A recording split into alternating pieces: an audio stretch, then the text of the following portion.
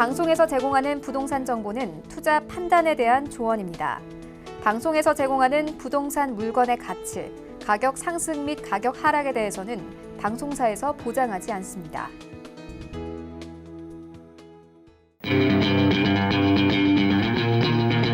안녕하세요. 황금 부동산 투자 황부자 진행의 강주리입니다. 안정세를 찾아가던 전세 가격이 최근 심상치 않습니다. 이 분양가 상한제 시행과 저금리가 맞물리면서 15주 연속 꾸준히 상승세를 이어가고 있습니다. 전문가들은 금리가 떨어지면서 집주인들이 전세를 거두는 한편 부담이 떨어진 세입자가 전세를 찾는 등 공급이 줄고 수요가 늘면서 전세 가격이 계속 높아질 가능성이 있다고 합니다. 자, 황금 부동산 투자 황부자 여러분들을 부자로 만들어드릴 정보 가득 마련했으니까 이 시간 집중해 주시기 바랄게요. 방송 보시다가 궁금하시거나 상담 원하시는 분들 전화 또는 문자 주시기 바랍니다. 02-3153-2600번, 013-3366-0110번 활짝 열려 있으니까요. 많은 연락 주시기 바랍니다. 자, 그럼 오늘 순서 본격적으로 시작하도록 합니다.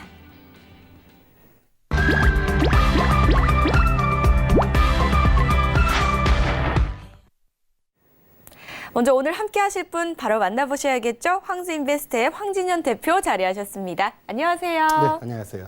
네, 대표님 인사 말씀 부탁드릴게요. 네, 반갑습니다. 황진현입니다. 오늘도 저번 주에 이어서 요즘 가장 핫한 이슈죠. 분양가 상한제에 대해서 한 주 더 알아보도록 하겠습니다. 오늘도 힘이 되는 정보 드리겠습니다. 요즘 가장 핫한 이슈 하면 아무래도 분양가 상한제가 아닐까 싶어요. 그래서 지난주에 이어서 또 분양가 상한제에 대해서 준비해 주신 것 같아요. 한번 들어볼까요? 네.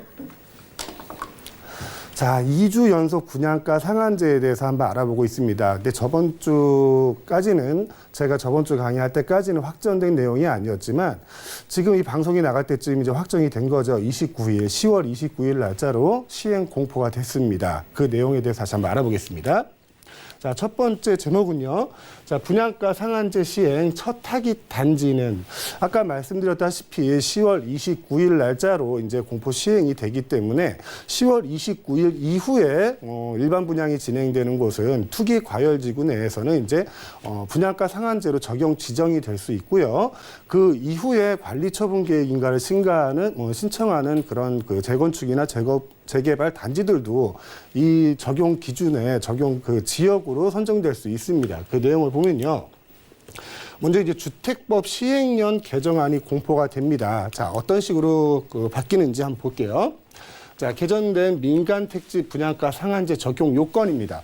적용 요건이 여기 A, B, C가 있어요. A, B, C가 있고 공통 요건이 있죠. 공통 요건은 투기 과열 지구여야 된다는 것입니다. 전에 같은 경우는 뭐 분양가 상승률에 비해서 물가 상승률이 얼마 올라가는 이런 조건이 있었는데 그거 다 없애고 이제 투기 과열 지구 내로 하나로 통일을 시켰어요. 서울의 25개구 전부 다 투기 과열 지구입니다. 거기에 이제 경기도 하남, 과천, 광명, 대구 수성구 등 해서 31곳 정도가 31곳이 전부 다 투기 과열지구인데요. 그 투기 과열지구에서 이 A, B, C 요건 중에 하나만 해당되면 분양가 상한제 적용 지역으로 선정할 수 있다는 얘기입니다. 어디서 하냐면은 국토교통부의 주거정책심의위원회라는 곳이 있어요. 주정심의라고 얘기하는데 여기서 심의를 거쳐서 지정할 수 있다는 겁니다. 그러면 요건 A가 어떤 거냐 한번 볼게요. 최근 1년 평균 분양가 상승률이 물가 상승률의 2배를 초과한 경우, 자, 분양 실적이 없는 경우는 해당 지역이 포함된 특별시나 광역시에 통계를 적용한다라고 되어 있습니다. 자, 최근 1년 분양가 상승률, 분양가는 항상 상승해 왔죠. 분양가가 낮아진 경우는 저는 못 봤어요. 왜냐하면 이제 땅값도 올라가고 임금도 올라가고 자재비도 올라가고 분양가가 올라갈 수밖에 없겠죠. 그래서 분양가 상승률은 계속 올라간다고 치고 물가 상승률의 2배를 초과한 경우, 이게 물가 상승률이 얼마나 되느냐가 중요한데 올해 들어서 우리나라 물가 상승률이 한 0.4에서 한 0.7까지 물가 상승률이 매월 나오는 것 같아요. 그리고 저번 달이었죠. 9월 달은 처음으로 마이너스 0.4%의 물가 상승률을 기록을 하게 됩니다. 이러다 보니까 분양가는 올라가게 되고 물가는 1%를 못 넘게 되고, 자, A 요건은 거의 모든 투기과열 지구에 분양하는 단지는 적용이 된다고 봐야겠죠. 이 부분은 거의 적용이 된다고 봐야 될 것 같아요. 자, 요건 B 같은 경우는요, 최근 2개월 청약 경쟁률이 5대1 또는 국민주택 규모 이하 경쟁률이 10대1, 10대1을 초과한 경우라고 되어 있습니다. 자, 2개월 동안에 분양한 그 대표적인 걸 한번 보면요. 이수푸르지오가 있어요. 저번에 8월 달에 이수푸르지오가 분양을 했는데 여기가 자그마치 203대1. 어우, 대단하죠? 요 청약 경쟁률을 기록을 합니다. 그 뒤에 9월 달에 분양한 곳이 있어요. 9월 달에 분양한 것이 녹번 이편한 세상인데요. 거기가 73대1의 청약률을 기록하게 됩니다. 여기도 굉장한 청약률을 기록하네요. 자, 기본적으로 5대1이라는 청약 경쟁률은 의미가 없다고 보여집니다. 서울 시내에서 새로 분양하는 아파트는 기본적으로 5대1은 다 넘어간다는 거고요. 자, 국민주택 규모 이하 경쟁률 10대1을 초과한 경우, 여기서 국민주택 규모라는 거는 85평방미터 미만을 얘기합니다. 실제적으로 전용이 우리가 옛날에 생각하는 한 26평 요 정도 되고요. 분양 면적은 한 34평 정도, 3룸에 2베스 그 정도의 구조를 가진 일반적인 아파트라고 보시면 되는데요. 그 경쟁률이 10대1을 초과한 경우는 무조건 여기 분양가 상한제 적용이 요건이 된다는 거예요. 자, 요건 B 같은 경우도 수도권에 분양하는 분양 단지는 거의 다 적용이 된다고 봐도 될 것 같습니다. 자, 요건 C 한번 볼게요. 최근 3개월 주택 거래량이 전년 동기 대비 20% 이상 증가한 경우. 자, 요 경우는 쉽게 이 요건에 적용되지 못할 것 같아요. 왜냐하면 작년부터 해가지고 워낙 거래량이 많이 줄었거든요. 그래서 20%가 갑자기 늘어나는 것도 실질적으로 이게 좀 힘든 내용이 아닌가 싶습니다. 여하튼 요건 A, B, C 중에 투기 과열 지구 내에서 하나라도 조건에 해당이 되면 분양가 상한제 적용 지역이 될 수 있다는 얘기입니다. 그렇게 주택법 시행령이 개정안이 공포가 됐습니다. 자, 다음 내용은요. 29일 이후 입주자 모집 공고 상한제 적용 이런 내용인데 아까 말씀드린 내용이에요. 10월 29일 이후에 일반 분양되는 물건은 투기과열지구에 이 조건에 적용이 되면 전부 다 분양가 상한제를 적용할 수 있다라는 얘기고요. 자, 이거는 이제 재건축 재개발하고 조금 다른 얘기인데요. 재건축이나 재개발, 제가 글씨 잘 못 쓰는 거 아시죠? 네. 재건축이나 재개발 등에 대해서는 6개월간의 유예를 주게 됩니다. 그래서 내년 4월 29일까지 입주자 모집 공고를 하게 되면 이제 상한제 적용해서 제외가 되게 되는 거죠. 이 재건축이나 재개발 같은 경우는 10월 29일 이전에 관리처분계획 인가를 신청을 했어야 돼요. 관리처분계획 인가를 신청한 그 단지에 대해서는 6개월간의 유예 기간을 주고 내년 4월 29일부터 분양가 상한제를 실시하는 단지를 지정하겠다라는 얘기입니다. 지금 많이 진행되고 있는 게 과천 뉴타운이 많이 진행되고 있는 것 같은데요. 그쪽 단지들은 거의 다 요건은 피해 나갈 것 같아요. 많이들 진행된 내용들을 봐서는요. 자, 다음은요. 강남 3구 후분양 단지가 유력하다. 이건 어디냐면 이제 첫 타깃이 어디가 되느냐 이 얘기입니다. 자, 이 재건축 재개발이나 일반 분양의 분양가 상한제 그 주요 타깃이 강남 3구잖아요. 강남 3구를 비롯해가지고 흔히 얘기하는 마용성, 마포, 용산, 성동 거기에 이제 한남 뉴타운 있을 수 있겠고요. 그리고 과천 뉴타운 될 수 있겠고 그 단지들 내에서 첫 번째 타깃이 나오지 않겠나 하는 이런 추측입니다. 다음은 자, 전매 제한 기간을 강화한다. 자, 80에서 100% 차등 적용한다. 이 내용은 어떤 거냐면 이 분양가 상한제 단지 내에서 주택을 취득하게 되면 전매 제한 그 기간을 강화한다는 얘기예요. 이거는 어떻게 되냐면 주변 분양 시세를 기준으로 합니다. 주변 분양 시세에 100% 이상을 주고 주택을 구입했다 그러면 5년이에요. 5년 내는 전매를 할 수 없습니다. 자, 80에서 100% 사이에 가격을 주고 구입을 했다라고 할 때는 8년이고요. 80% 이하 80% 이하의 가격을 주고 분양을 받았다 하면 10년 동안 전매가 금지가 됩니다. 자, 이 내용은 분양가 상한제를 통해서 좀 싼 가격에 분양을 받았잖아요. 분양을 받아서 이제 단기 매매 차익을 얻지 못하게 하려고 이런 전매 기간을 두는데, 궁금한 거는 하나, 제가 궁금한 게 있는데, 단기 차익은 차익이고 장기 차익은 차익이 아닐까? 뭐 10년 동안 적금 분다고 생각하면 되는 그런 수준도, 그런 사람도 있을 것 같아요. 여하튼 이렇게 전매 제한이 강화되고요. 여기에 따라서 주거 그 의무 기한 동안 변동이 되게 됩니다. 그 내용을 다시 한번 설명을 드릴게요. 그래서 첫 번째, 분양가 상한제 시행 첫 타깃 단지에 대해서는 여기에 강남 상구나 아까 말씀드린 마용성, 또 한담 뉴타운, 또 과천 뉴타운, 요 중에서 하나 나오지 않을까 하고 예상을 해봅니다. 다음 이슈는요. 자, 원베일리 일반 분양분 통매각이라는 제목으로 한번 해봤는데요. 자, 이 원베일리가 어디냐면은 신반포 3차하고 경남 아파트 재건축 단지예요. 이 그 신반포 3차 경남 아파트 재건축 단지에서 일반 분양분이 있습니다. 일반 분양분을 전부 다 임대사업자한테 통매각을 하겠다고 조합이 결정을 해버렸어요. 이 내용이죠. 자, 임대사업자에게 346채 통매각 결의. 자, 이거는 조합 자체 내에서 결의를 한 겁니다. 거기에 대해서 이제 국토부는 좋아할 리 없겠죠. 자, 분양가 상한제를 피해 나가기 위한 꼼수다. 뭐 이런 식으로 얘기를 하면서 불허해주겠다, 허가 안 해주겠다라고 얘기를 하는데, 그 근거되는 내용이 이렇습니다. 자, 국토부나 이제 서울시 같은 경우는 조례가 있어요. 서울시의 조례를 가지고 재건축 사업장 일반 분양 적시한 규정이 있습니다. 이 규정을 가지고 만약에 그 재건축 단지에서 일반 분양분을 통매각을 하겠다 하면 처음부터 정비구역부터 지정을 다시 해서 사업 시행인가를 다시 받아라. 그리고 관리 처분 계획을 다시 받아라. 그래야만 통매각을 할 수가 있는 사업이다라고 주장을 하는 거고요. 조합에서는 이 서울시 조례보다 상위법의 개념이죠. 민간임대주택에 관한 특별법에 근거를 합니다. 이 자세한 조항은 뭐 18조 6항이라 그럽니다. 제가 뭐 법률가는 아니기 때문에 18조 6항에 보면 이렇게 나와 있습니다. 분양가 상한제 내에서 취득하는 주택은 임대사업자에게 우선 공급할 수 없다. 우선 공급할 수 없다라고 돼 있거든요. 없지만, 이렇게 돼 있지만 이 조합이 먼저 통매각을 결의한 시기는 분양가 상한제가 시행되기 전이거든요. 전이어서 이거를 전문가들은 이렇게 얘기를 하죠.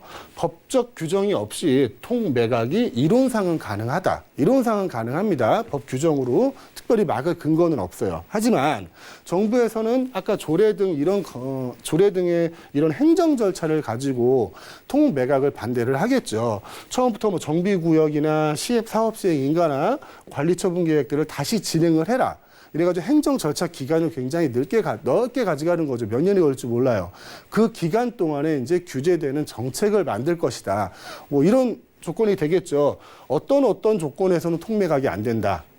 또는 어떤 조건만 통매각이 된다. 이런 식으로 행정 절차로 시간을 끌면서 그 규제를 만들어가지 않을까, 그런 가능성이 가장 크지 않나라고 얘기를 하고 있습니다. 이런 말이 있어요. 시장을 이기는 규제는 없다. 이거는 서울의 한 재건축 조합장이 한 말입니다. 자, 이거는 전에도 많이 있었는데 시장을 이기는 정부는 없다. 이렇게 표현이 되겠죠. 여기는 이제 재건축 조합장이 한 말인데, 재건축이나 재개발에 대해서 서울 시내에는 여러 가지 지금 규제할 수 있는 건 거의 다 하는 것 같아요. 다들 아시다시피 서울에는 새로운 택지를 만들어서 대규모로 공급할 수가 없습니다. 그럴 만한 땅이 없어요. 그래서 재공급을 하려면 재건축을 하거나 재개발을 해야 되는데, 그 사업을 하지 말라고 요 세 가지, 대표적인 이 세 가지를 규제를 하고 있습니다. 첫째, 초과이익 환수제. 이거는 뭐 18년 1월부터 시행이 된 거잖아요. 이 내용이 어떤 거냐면은 재건축이나 재개발을 통해서 나온 수익금이 주변 그 집값 상승분하고 비용을 합한 것보다 3천만 원 이상이 될 때는 최대 50%까지 부담금으로 환수를 할 수 있다라는 거예요. 이게 초과이익 환수제입니다. 간단히 말하면 이런 거죠. 네가 불로소득으로 돈을 벌었으니까 이만큼은 더 내. 요게 초과이익 환수제고요. 자, 저번 시간에 잠깐 말씀드렸는데 주택도시보증공사라는 곳이 있다고 했습니다. HUG라고 부르는 곳. 이 공사에서 보증을 서줘야 일반적으로 사업하는 사람들이 분양을 할 수 있거든요. 이 HUG에서 분양 규제를 합니다. 실질적으로 내가 분양을 한 5천만 원에 하려고 하는데, 평당 5천에 하려고 하는데 HUG에서 이렇게 얘기를 해요. 내가 볼 땐 거기 4천이면 될 것 같은데, 그래서 4천만 원으로 안 내려오면 HUG에서는 이제 보증을 안 해줍니다. 어떤 보증이냐? 분양 보증이라든가 뭐 시행 보증, 시공 보증 이런 걸 안 해줘요. 그런 거를 HUG에서 해줘야 일반 매수자들은 마음 놓고 그걸 분양을 받을 수 있는 거거든요. 그렇게 해서 실질적으로 분양 규제를 하는 거고요. 마지막이 지금 우리가 얘기하는 분양가 상한제입니다. 쓰리콤보죠. 재건축이나 재건보를 못하게 하는 이 쓰리콤보가 좀 너무 심하지 않나 이런 생각도 드는데요. 자, 이게 시행이 되면 내년 4월부터는 강남권 공급이 전멸을 한다고 얘기를 하고 있습니다. 실질적으로 강남권뿐이 아닐 거예요. 서울 시내 전체가 그럴 겁니다. 왜냐하면 지금 10월 29일까지 관리처분 계획을 신청하지 않은, 거기까지 진행되지 않은 재건축이나 재개발 사업에 대해서는 내년 4월 29일 이후에 입주자 모집 공고를 내면 전부 다 분양가 상한제에 걸릴 수 있거든요. 그거를 지금은 강남권만 타깃을 하고 있다, 뭐 마용성을 타깃으로 하고 있다 해서 거기만 생각하시는데, 여하튼 서울 시내 전체가 분양가 상한제를 적용받는 지역이기 때문에 어느 지역이 될지는 몰라요. 지금 뭐 강남은 사업을 아예 안 하겠다, 강북은 우리는 안 건드릴 거야 하고 사업을 진행하겠다 이렇게 생각하고 있는데, 실질적으로 어느 쪽에서 분양가 상한제 단지가 지정될지 모르기 때문에 내년 4월 이후로는 재건축이나 재개발로 인한 공급이 굉장히 많이 줄어들 것으로 생각이 됩니다.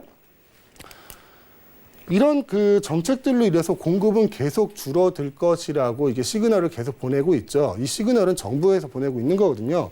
공급은 확실히 줄어든다라는 신호를 보내주고 있으니까, 저번 시간에도 잠깐 말씀드렸다시피 새 집이, 양질의 주택에 살고 싶은데 새 집이 공급이 안 되니까 기존에 공급됐던 신축 아파트들 있잖아요. 한 4년에서 5년 건년이 안쪽에 있는 것들, 그 집들은 집값이 당연히 상승을 하게 되는 거죠. 좀 아이러니하게도 이게 초과이익 환수제라든가 분양 규제, 분양가 상한제 이 세 개 전부 다 무주택 서민들에게 조금 더 집을 쉽게 구입할 수 있게 하기 위해서 지금 시행하는 제도인데, 실질적으로 시장이 움직이는 방향은 공급이 줄어드니까 집값이 상승하는 방향으로 흐르고 있다. 조금 아이러니한 상황입니다. 자, 다음 내용을 한번 살펴볼게요.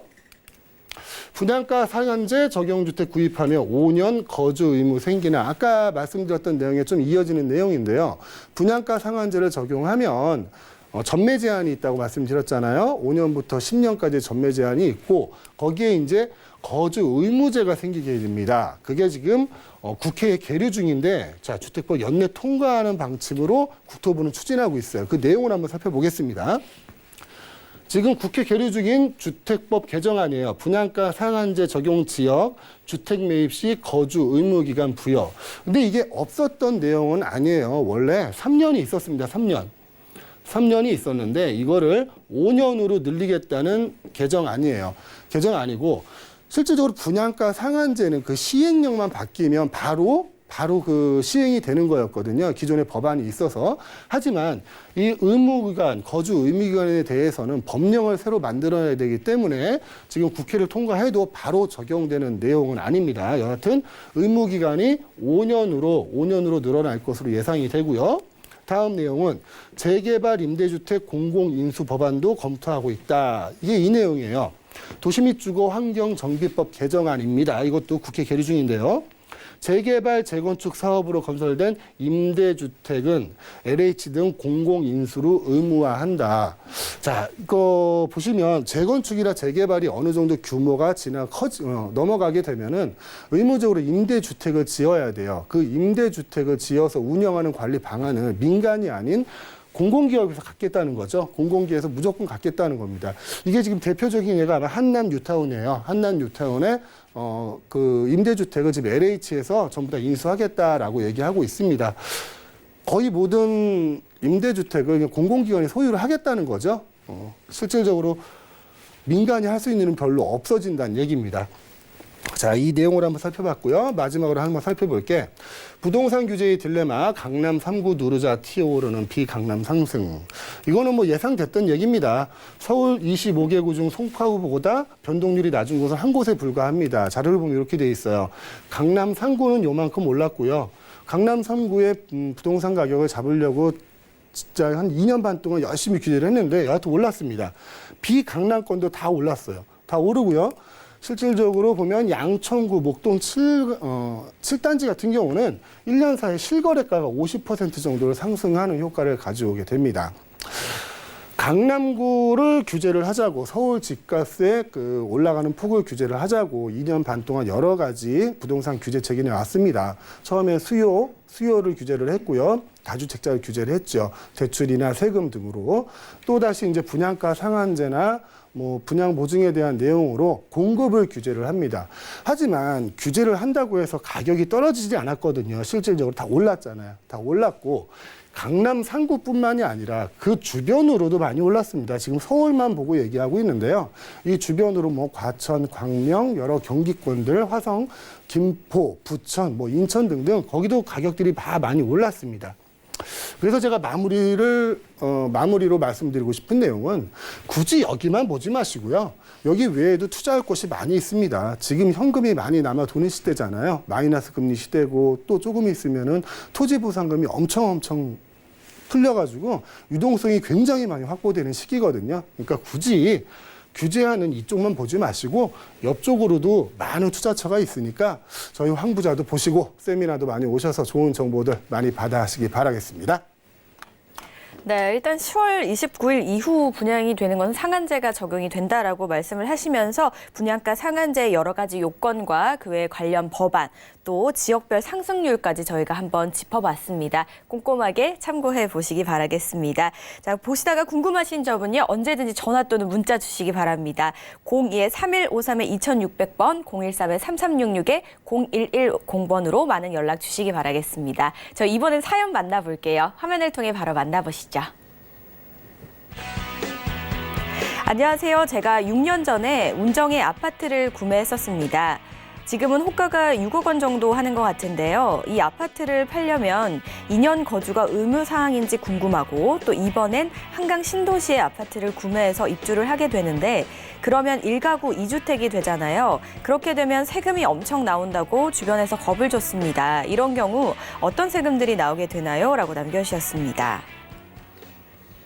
네, 맞습니다. 2주택자면은 아무래도 다주택자가 되시는 거기 때문에 세금에 관련해서 좀 걱정이 많이 되시나 봐요. 어떤 세금을 내시게 되는 건지 한번 자세하게 좀 설명을 좀 해주세요. 네. 일단 질문은 굉장히 긴데 이게 답변 드릴 거는 짧아서 좀 민망하긴 하네요. 자, 일단 운정지구 내에서 2년 거주, 6년 전에 구입을 하셨잖아요. 6년 전에 구입을 하셨다 그러니까 2년 거주를 해야 양도세 비과세를 받을 수 있느냐 이런 내용인데 첫 번째 질문이 자, 기준점은 이렇습니다. 17년 8월 2일, 파리 대책이라고 하잖아요. 17년 8월 2일을 기준으로 8월 3일 날 주택을 구입하셨으면 2년 동안 의무적으로 거주를 하셔야 됩니다. 하지만 이 이전에 구매를 하셨으면 2년 보유만 하시면 돼요. 보유. 2년 이상 보유만 하시면 양도세 비과세 요건이 되니까 크게 걱정 안 하셔도 될 것 같고요.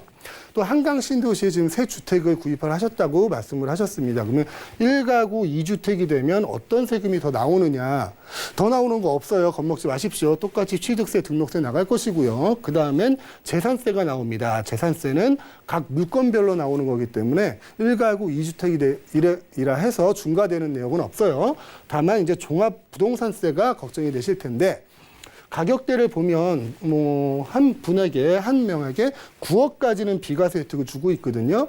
그래서 한강 신도시가 지금 가격대가 그렇게 높지 않은 걸로 제가 알고 있습니다. 뭐 한 5억에서 비싼 건 6억까지 가겠죠. 뭐 합의한 가지고 계신다고 해도 안 팔리고 가지고 계신다고 해도 11억 정도면 종합부동산세도 크게 부담이 되지 않는 수준이니까 크게 걱정 안 하셔도 될 것 같습니다. 생각보다 걱정을 많이 안 하셔도 될 것 같네요. 일단 거주가 아니라 일단 보유만 하시면 되고요. 그리고 종부세도 그렇게 크게 걱정하지 않으셔도 된다고 하니까요. 참고해 주시기 바라겠습니다. 이외에도 저희 세미나 있다고 해서 바로 안내해 드릴게요. 아는 만큼 보이는 부동산입니다. 매주 토요일 오후 2시에 진행이 되고요. 2호선 신천역 인근에서 진행이 되는데요. 전화 예약이 필수라고 하니까 반드시 예약 후에 참석해 주시기 바라겠습니다. 네, 황진현 대표와 함께 여러 이슈와 함께 또 상담도 나눠봤습니다. 오늘 좋은 말씀 주신 대표님 이제 보내드려야겠죠? 고맙습니다. 네, 방송 보시다가 궁금하시거나 상담 원하시는 분들 언제든지 전화 주시기 바라겠습니다. 02-3153-2600번 활짝 열려 있고요. 013-3366-0110번도 가능하니까요. 많은 연락 주시기 바라겠습니다. 저희 방송에서 제공하는 정보는 투자 판단에 대한 조언일 뿐 해당 부동산의 가치와 수익률을 보장하지 않는다는 점 유념해 주시기 바라겠습니다.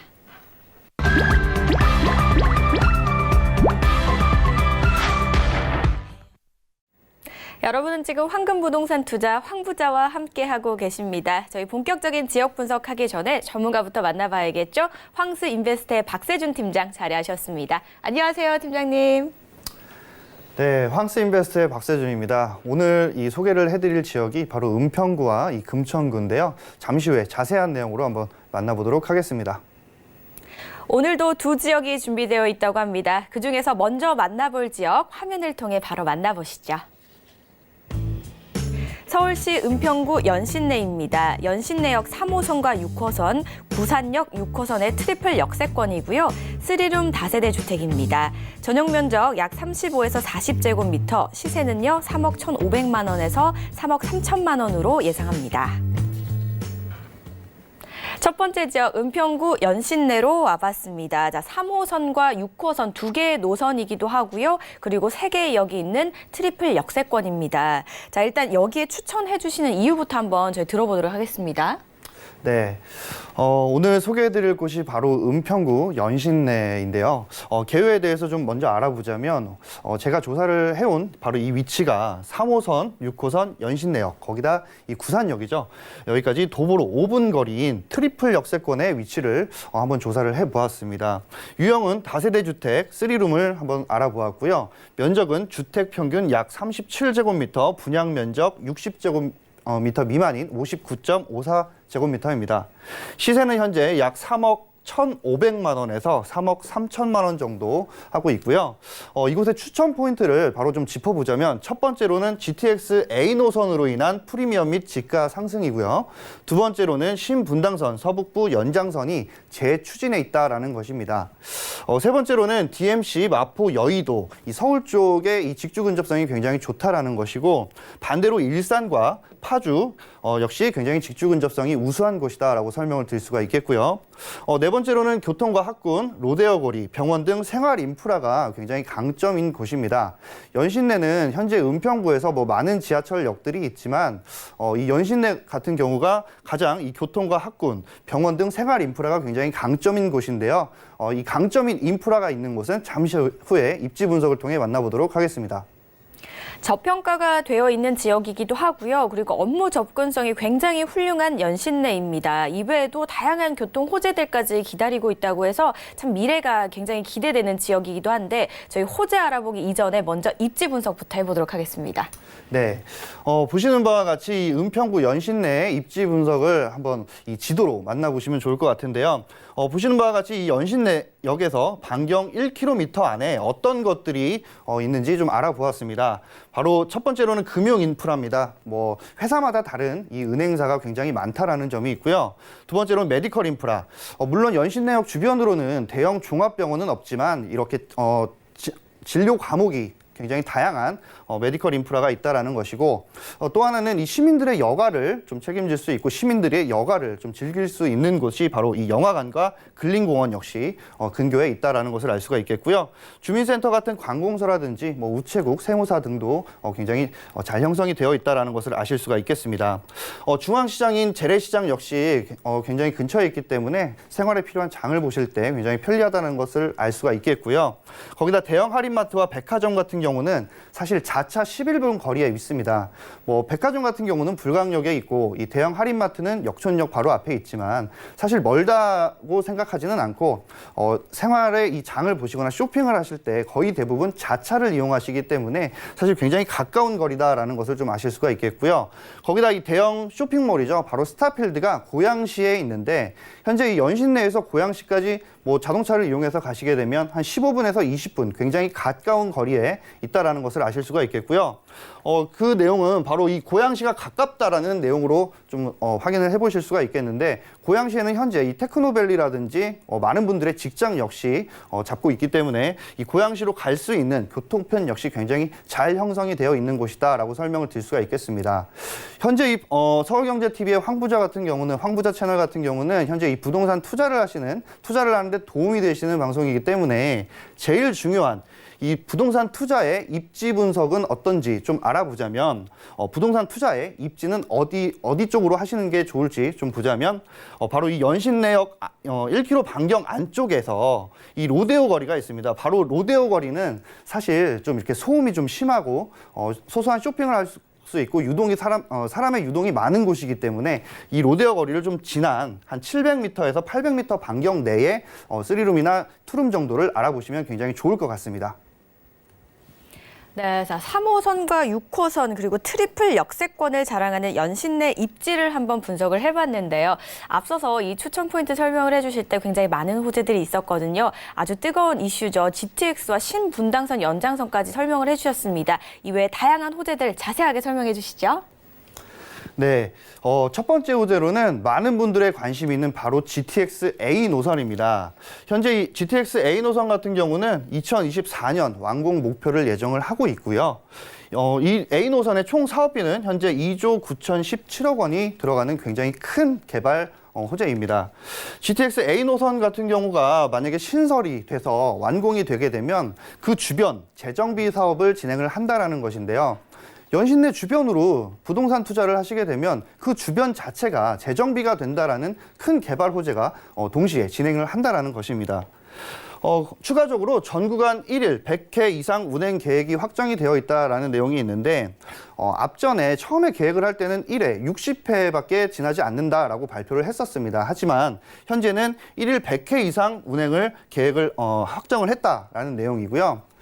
연신내에서 사실 이 GTX를 이용해서 강남권으로 진출하시는 분들이 굉장히 많기 때문에 역시 100회 이상 운행을 한다라는 건 역시 굉장히 큰 교통수단으로 발전을 할 수 있기 때문에 투자를 하시는데 참고를 꼭 해보시면 좋을 것 같습니다.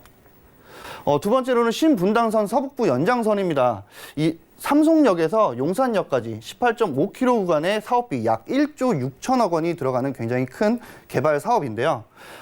작년이죠. 사업 타당성 검토 이후에 금년에 타당성이 좀 낮아서 통과에 실패를 했습니다. 하지만 현재 이 서울시에서 경제성이 높이는 방안을 현재 검토를 하고 있고요. 국토부 같은 경우는 이 연구 영역을 진행을 해서 모든 수단과 방법을 좀 고민을 하고 있다라는 것입니다. 추가적으로 좀 설명을 드리자면 사실 이런 타당성이나 뭐 경제성을 보기보다는 현재 이 교통 체증이 좀 심한 연신내는 이 주민과 구민들의 교통 불편함을 좀 해소를 하는 곳으로 접근을 하게 되면 굉장히 좋을 것 같습니다. 세 번째로는 수생 역세권 개발입니다. 이곳에 글로벌 문화 복합 중심과 광역 생활 중심으로 이 두 가지의 개발로 나눠보실 수가 있겠는데요. 수생 역세권에는 바로 22만 제곱미터 굉장히 넓은 땅에 강북의 코엑스로 변신을 한다라는 타이틀을 가지고 있습니다. 두 번째로는 이 DMC역 민자 역사 복합 개발을 2022년도에 착공을 해서 2025년도에 완공을 한다라는 것인데요. 이 복합 개발이 들어섬에 따라서 뭐 쇼핑몰이라든지 뭐 호텔, 숙박업이라든지 많은 오피스텔이 들어온다라고 합니다. 두 번째로는 이 수생역의 철도용지에서는 2025년부터 사업을 좀 더 구체화할 것이라는 계획이 있고요. 거기다 수생역 기점으로 이 강을 기준으로 남과 북을 나눈다면 이 강북인 은평구 역시 수행 가능 지역으로 예상을 해보실 수가 있겠습니다. 네 번째로는 바로 서부경전철입니다. 세전역이죠. 이 세전역에서 신촌 여의도를 지나서 서울대 입구역까지 총 16km 정도가 되는 굉장히 긴 구간을 신설을 하겠다라는 것인데요. 총 사업비는 1조 6,191억 원, 사업은 2026년에 개통 목표를 하고 있다라는 것입니다. 사진에 보시는 바와 같이 이 서부선 조기 착공을 위한 당정 협의회를 열었는데요. 첫 번째 내용은 바로 이 조기 착공을 할 수 있도록 문제를 다뤘다고 합니다. 자, 그렇게 되면 이 조기 착공 시 1차 프리미엄은 당연한 거고요. 완공을 했을 때 투자를 하셨다가 다시 매매를 하시게 되면 2차 지가 상승과 더불어 이 건물값 역시 견인을 할 수 있을 것으로 보여집니다. 다양한 호재들 만나보셨습니다. 이런 부분들 꼼꼼하게 참고해보시면 좋을 것 같은데요. 더욱더 신경 써야 되는 부분이 또 부동산 투자를 할 때 있을 것 같아요. 이런 팁이 있다면 어떤 것들이 좀 있을까요?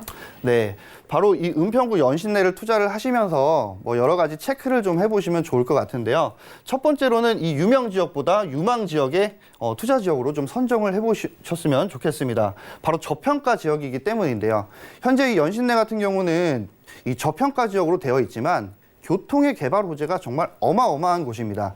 그렇다 보니까 이 연신내 주변으로 부동산 투자를 하시게 됐을 때 이후에 임대 사업자를 단기를 내시든 장기를 내시든 GTX A 노선 같은 경우 이제 신설이 되게 되면 굉장히 저평가 지역에서 높은 지역으로 변모를 할 수 있기 때문이고요.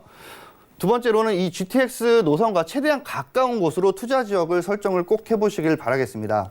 일단 연신내역 주변으로는 3호선과 6호선 연신내역과 6호선인 구산역이 같이 있기 때문에 현재는 트리플 역세권이라고 불리어지는데요. 하지만 GTX A 노선까지 겹쳐지게 되면 쿼드 역세권이 되게 됩니다. 그렇게 되면 투자를 하셨을 때 중장기적으로 좀 보게 되면 충분한 시세 차익을 노리실 수 있기 때문이고요. 세 번째로는 소액으로 투자, 중장기적 시세 차익을 노려보실 수가 있겠고요. 많은 금액보다는 사실 저평가 지역이다 보니까 소액으로 투자를 해보시면 어떨까 싶고요. 하지만 이 GTX A 노선이 신설이 되는, 완공이 되는 날짜가 다가오면 다가올수록 이 소액으로 투자할 수 있는 기회는 점점 줄어들기 때문인데요. 생각을 하고 계시다고 하면 이 연신내 주변에 투자를 해보시려고 생각을 하신다면 좀 빠르게 선점을 해보셔야 될 것 같습니다. 마지막으로 엘리베이터나 주차장 등 임차인의 눈으로 투자 물건을 좀 설정을 해보셔야 될 것 같습니다. 이유는 은평구 자체가 이 빌라 공급이 굉장히 많은데 사실 이 빌라 자체 내에 엘리베이터가 거의 없기 때문인데요. 매매를 하시거나 매수를 하시거나 매도를 하실 때 항상 보셔야 되는 부분이 엘리베이터나 이 주차장. 연립주택 4층짜리라고 하면 8세대인데 주차는 2대밖에 못해요. 이런 얘기들을 많이 듣기 때문인데요. 하지만 이 주차장 같은 경우도 넓고 많이 될 수 있는 대수가 세대당 1대 정도 될 수 있는 주차장이 잘 되어 있다라고 하면 추가적으로 나중에 매수를 하시거나 매도를 하실 때 굉장히 도움이 된다라는 점 꼭 참고를 해보시면 좋을 것 같습니다. 네, 현재는 트리플 역세권이고요. GTX 노선이 개통이 되면 쿼드러블 역세권까지 바라볼 수 있는 연신내 지역 분석을 해보고 있는데요. 이곳의 구체적인 시세는 좀 어떻게 될까요? 네, 현재 이 은평구 연신내 예상 시세 분석을 해보자면 지역 시세는 약 3억 1,500만 원에서 3억 3천만 원 정도를 보시면 될 것 같습니다. 현재 전세는 약 3억에서 3억 1천만 원 정도의 시세를 기록을 하고 있고요. 그렇기 때문에 전세 실투자 금액은 약 1,500만 원에서 2천만 원 정도로 보시면 될 것 같습니다. 두 번째로 월세 임대 예상인데요. 보증금 약 2천만 원에 월 100만 원 정도 생각을 하시면 될 것 같고요. 대출 금액은 1억 6천만 원에서 1억 6,500만 원, 그렇기 때문에 실투자 금액은 1억 3,500에서 1억 4,500만 원을 예상하시면 될 것 같습니다. 네, 추가적으로 더 궁금하신 사항은요. 02-3153-2600번, 013-3366-0110번으로 많은 연락 주시기 바라겠습니다. 저희 다음 지역 살펴보도록 할게요. 화면을 통해 만나보시죠. 서울시 금천구 독산동 독산역 1호선 역세권입니다. 주거용 원룸 오피스텔이고요. 전용 면적은 18에서 20제곱미터입니다. 시세는 1억 7천만 원에서 1억 8천만 원으로 예상해 봅니다. 네, 대표적인 또 저평가 지역입니다. 금천구 독산동으로 와봤는데요. 자, 이곳 분석을 해보도록 하죠. 핵심 포인트 한번 짚어주시죠. 네, 독산동 원룸 오피스텔 개요에 대해서 한번 소개를 해드려 보도록 하겠습니다. 위치는 1호선 독산역 반경 1km 이내고요. 유형은 원룸 오피스텔 주거용에 대해서 알아보았습니다. 면적은 평균 약 18제곱미터고요. 시세는 약 1억 7천만 원에서 1억 8천만 원을 보시면 될 것 같습니다. 이곳의 추천 포인트로는 첫 번째 신안산선 복선전철 개통이고요. 바로 이 독산역 주변으로 신독산역이 예정에 있다라는 것입니다. 두 번째로는 서부간선도로 바로 지하화 사업이고요. 이곳이 2021년 2월에 완공 예정으로 현재 계획이 잡혀 있습니다. 세 번째로는 서울시 최초이자 유일한 도시재생 사업을 할 수 있는 이 독산동 우시장이 선정이 되었고요. 네 번째로는 교통, 학군, 대형마트, 병원 등 생활 인프라에 강점이 있는 곳입니다. 잠시 후에 자세한 입지를 한번 만나보도록 하겠습니다. 역시나 굉장히 다양한 개발 호재들이 예정이 되어 있기 때문에 미래 가치가 뛰어난 지역이다라는 거 참고해 보시면 좋을 것 같고요. 가장 먼저 입지부터 한번 본격적으로 분석해 보도록 하겠습니다. 네. 많은 분들이 금천구 독산동을 투자하시는 분들의 그 유형을 좀 보자면 반대인 광명이 호가가 너무 높다 보니까 많은 분들이 금천구 독산동으로 좀 눈을 돌리시는 경우가 있습니다. 입지 분석 계속해서 한번 보도록 하겠습니다. 1호선 독산역에 반경 1km 안을 좀 조사를 해봤는데요. 반대쪽으로는 광명이 되어 있고 또 반대쪽으로는 이렇게 독산동이 되어 있습니다. 반경 1km 반경 라인 쪽으로 해서 이렇게 학군이 굉장히 잘 밀집이 되어 있습니다. 초등학교라든지 중학교가 밀집이 잘 되어 있다는 것을 알 수가 있겠고요. 대형 할인마트죠. 뭐 홈플러스라든지 롯데마트, 빅마켓, 뭐 아울렛이라든지 하이마트 굉장히 많은 대형 할인마트들이 즐비해 있습니다. 거기다 이 남문재래시장과 메디컬 인프라 그리고 금융 인프라 역시 굉장히 잘 형성이 되어 있는데요. 이곳의 입지를 좀 자세하게 좀 보시자고 하면 독산역에서 바로 신독산역 예정된 지역까지 거리가 굉장히 짧게 되어 있습니다.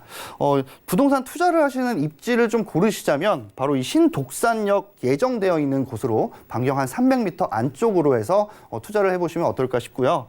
거기다 이 1호선 독산역 근처에는 현재 이 배우 수요가 굉장히 많죠. 어떤 배우 수요가 있는지 알아보자면 바로 이 현대지식산업센터와 디지털 단지 지벨리 종사자 수만 현재 약 16만 명이 된다라고 합니다. 기업체 수는 뭐 7,100개 정도 되니까 굉장히 어마어마한 기업체가 있기 때문에 배우 수요 역시 탄탄하다는 걸 아실 수가 있겠고요.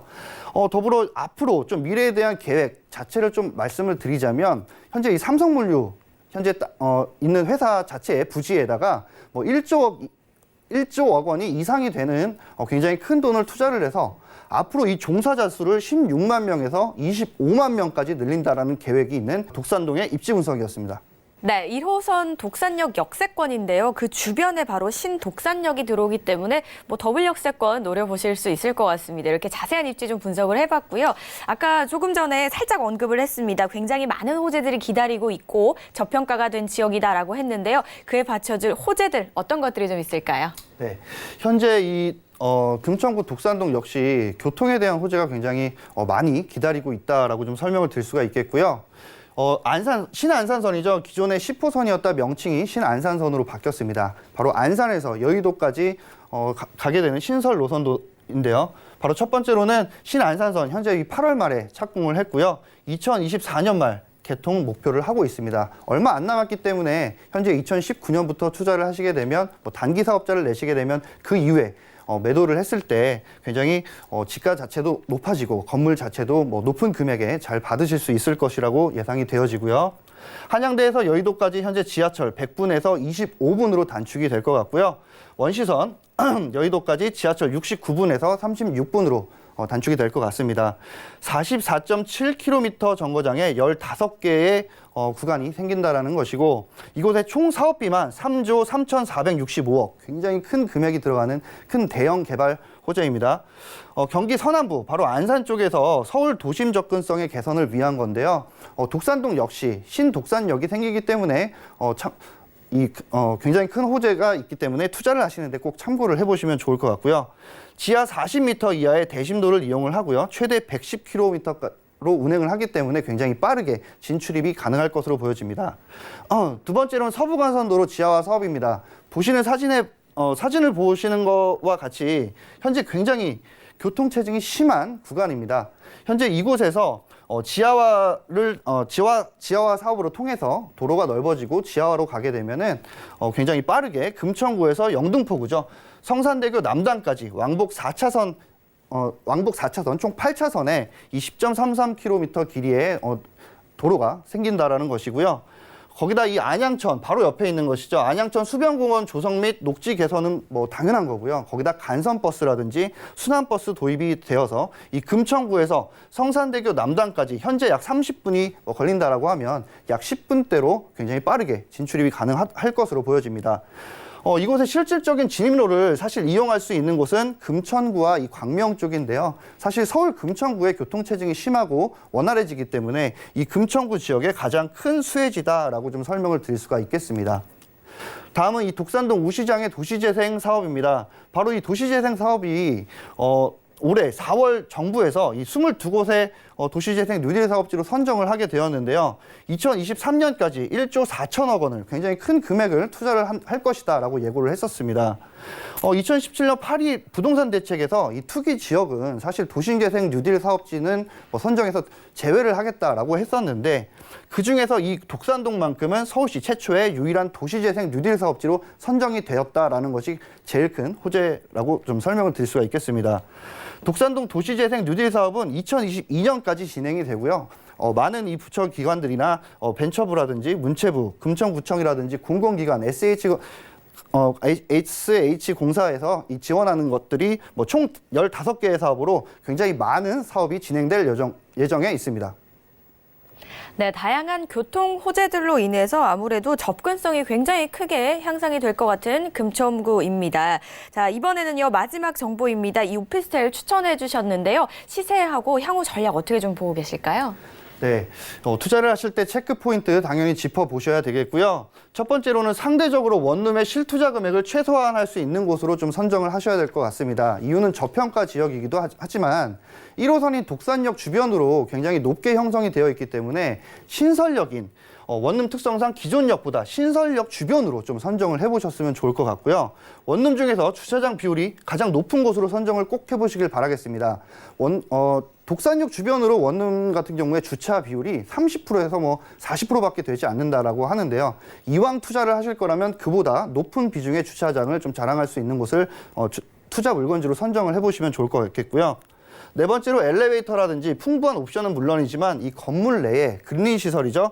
바로 옥상에 하늘 정원이라든지 아니면 세탁소라든지 아니면 체육 시설이 같이 있는 곳으로 투자를 해보시면 어떨까 싶습니다. 네, 저희 이어서 시세도 한번 짚어보도록 하겠습니다, 팀장님. 네, 지역 시세는 현재 약 1억 7천만 원에서 1억 8천만 원 정도 보시면 될 것 같습니다. 1호선 독산역 주변의 원룸이 지금 2억을 호가한다라고 지금 보시면 될 것 같은데요. 그렇기 때문에 이 주변 자체의 시세는 1억 7천만 원에서 8천만 원인 신독산역 주변으로 좀 보시면 될 것 같습니다. 전세를 했을 때 전세 임대 시 예상되는 임대 금액은 약 1억 6천만 원 정도를 보시면 될 것 같고요. 전세 실투자 금액은 약 1천만 원에서 2천만 원 정도를 보시면 될 것 같습니다.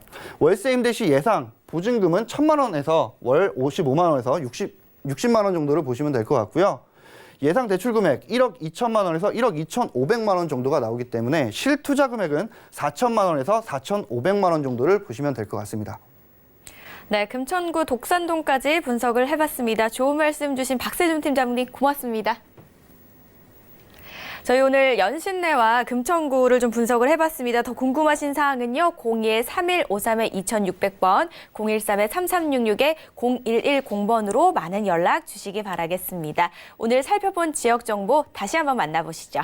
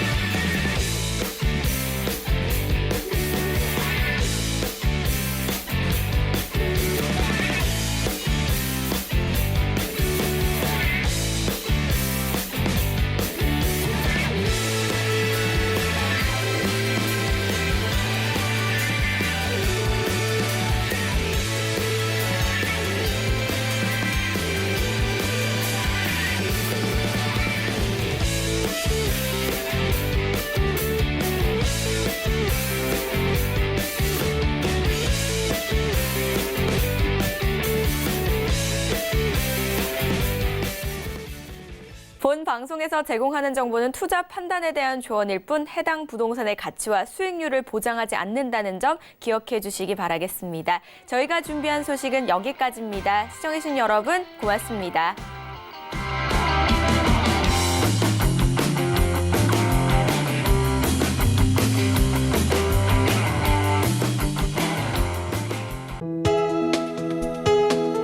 본 방송에서 제공하는 부동산 정보는 투자 판단에 대한 조언입니다. 방송에서 제공하는 부동산 물건의 가치, 가격 상승 및 가격 하락에 대해서는 방송사에서 보장하지 않습니다.